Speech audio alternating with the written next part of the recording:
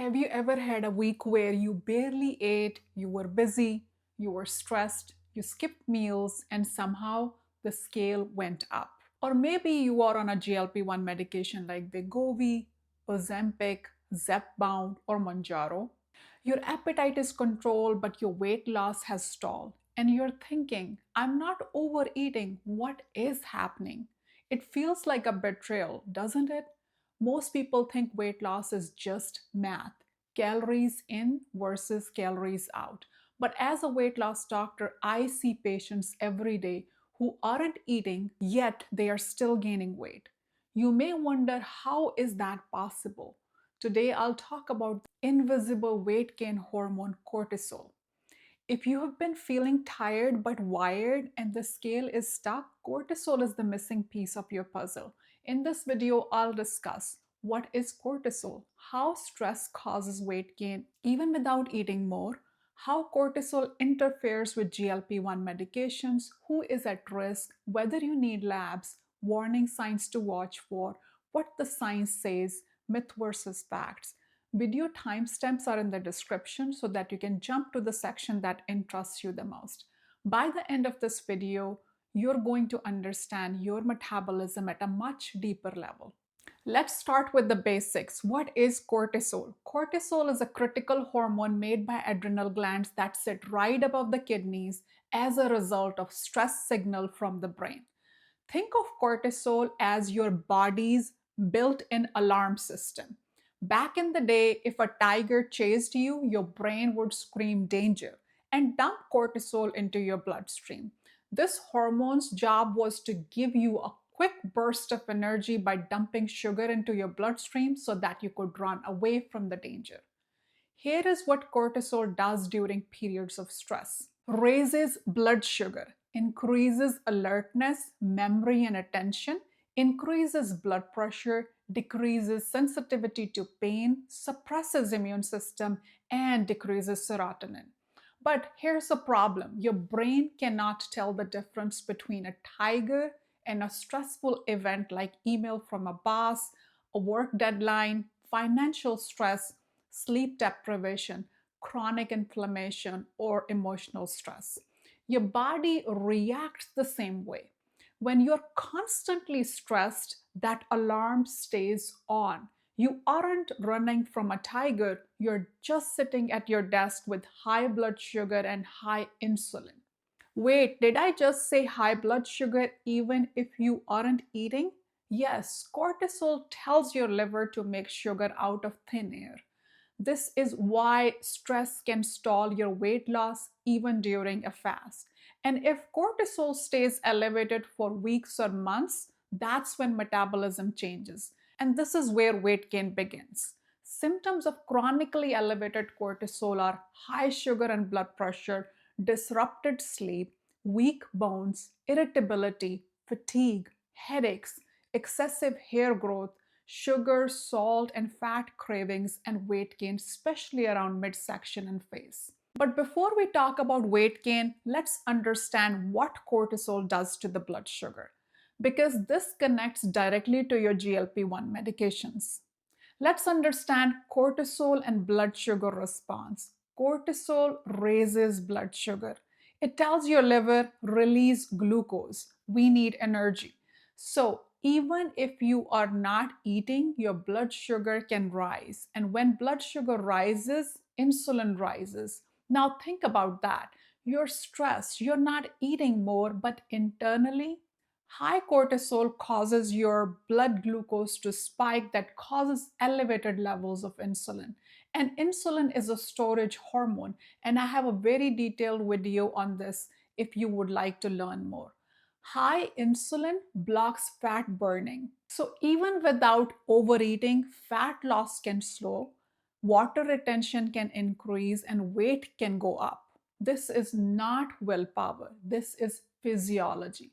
Now let's connect this to GLP-1 medications. If you are on medications like tirzepatide, which is the active ingredient for Zepbound and Mounjaro, or semaglutide, which is the active ingredient for Wegovy and Ozempic, you're trying to lower your blood sugar and quiet your hunger.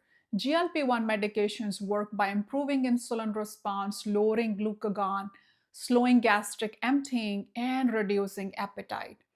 Cortisol and GLP-1 medications are in a constant tug of war. GLP-1 medications want to lower insulin and help you burn fat, while cortisol wants to raise blood sugar and store fat, especially in the belly, for a future emergency. When cortisol wins, it can actually make you resistant to your medications. I see patients who go up to the highest doses of Zepbound but still have food noise and no weight loss. It's not that the medication isn't working, it's that the cortisol stress signal is overpowering the GLP-1 medication signal. If your stress hormone cortisol is chronically elevated, blood sugar fluctuations increase. Insulin can stay elevated, cravings may shift towards salty or sugary foods, sleep worsens, and visceral or belly fat storage increases. There is evidence that chronic stress impairs insulin sensitivity even in people without diabetes.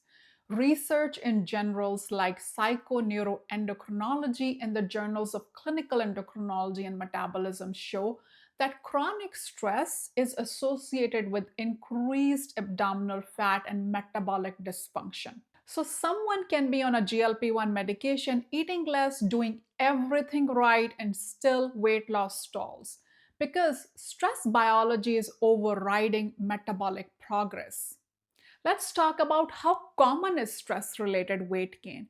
It is actually extremely common. Modern life is chronic stress exposure. Studies estimate that over 70% of adults reported chronic stress symptoms. Sleep deprivation affects over 30% of adults. Chronic cortisol elevation is strongly linked to central obesity, and central obesity or belly fat is particularly sensitive to cortisol. Why? Because visceral fat has more cortisol receptors, meaning stress literally prefers your abdomen. Now, let's talk about who is at highest risk for chronic stress hormone elevation. High pressure professionals, caregivers, people with sleep apnea, shift workers, people with anxiety or chronic trauma, women in perimenopause, people under chronic financial stress or other kind of stressors, those overtraining without recovery. And here's something important. You can look calm externally, but still have elevated cortisol levels internally due to stress. Now, you may be wondering, should I test my cortisol? Let's discuss labs. In most routine weight loss stall cases, we do not need cortisol labs. Why? Because mildly elevated chronic stress cortisol often won't show dramatically abnormal blood results.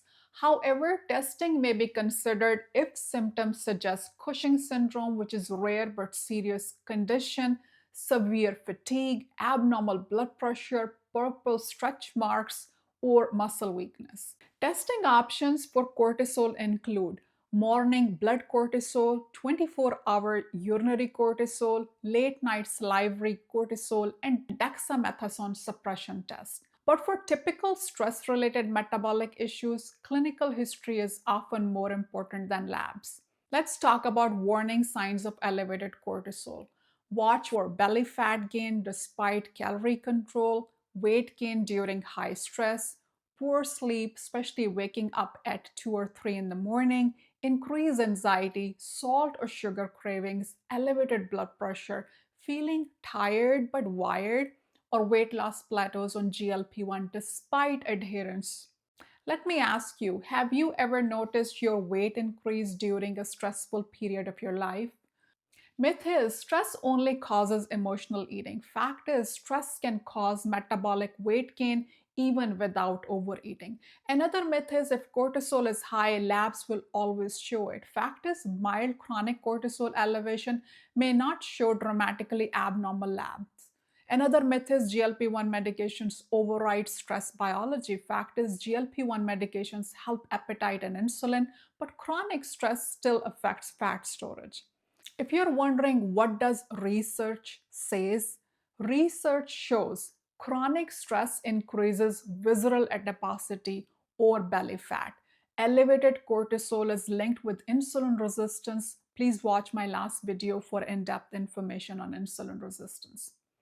Also, sleep restriction increases evening cortisol and stress impairs glucose tolerance. Meta-analysis shows strong association between chronic stress and metabolic syndrome components. But here's the key: cortisol is not the villain. Chronic, unmanaged stress is. And this is where lifestyle becomes therapeutic.